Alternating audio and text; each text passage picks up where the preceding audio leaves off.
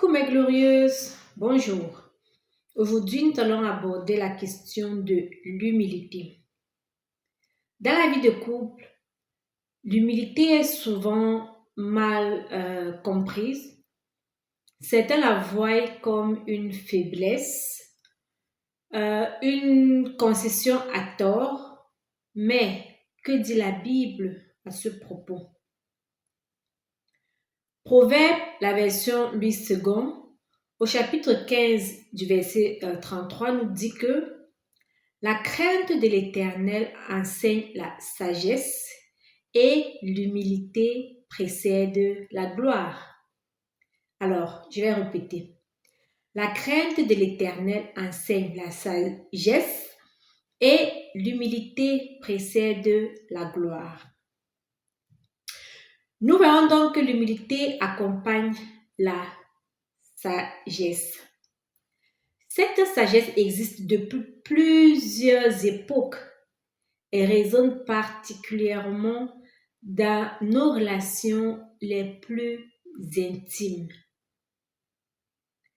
L'humilité dans le couple n'est pas un signe de faiblesse, mais c'est une marque de force spirituelle. C'est reconnaître en fait que nous ne détenons pas toujours, n'est-ce pas, la vérité absolue.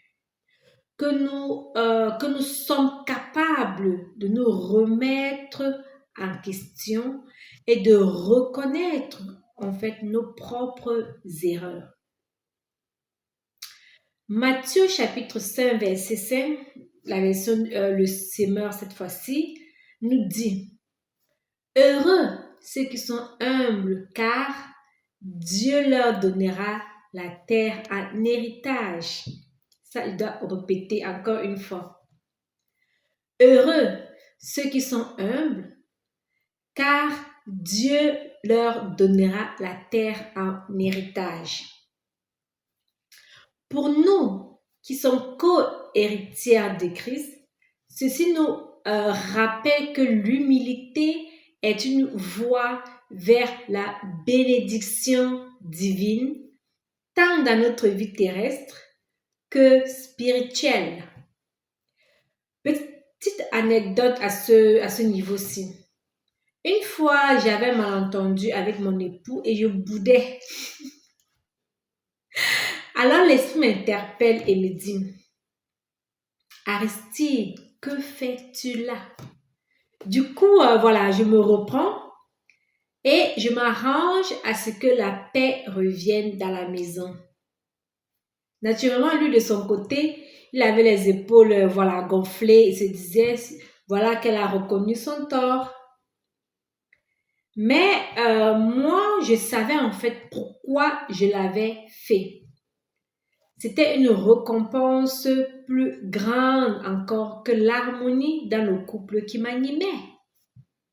L'héritage céleste.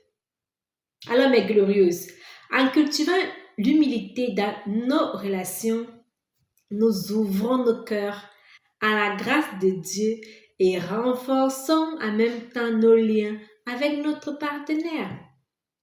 C'est dans cet esprit humble que nous pouvons vraiment comprendre et soutenir nos partenaires dans les hauts et les bas de la vie.